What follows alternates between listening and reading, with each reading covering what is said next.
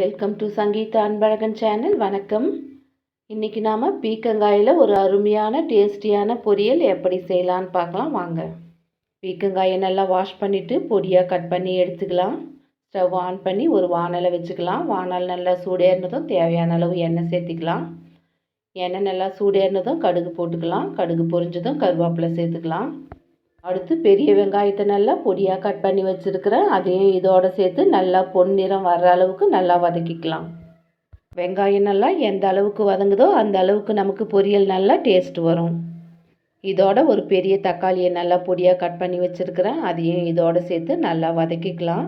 தக்காளியும் நல்லா வதங்கட்டும். தக்காளியும் வெங்காயமும் நல்லா வதங்கியாச்சு. இதோட தேவையான அளவு மஞ்சள் தூளை சேர்த்துக்கலாம்.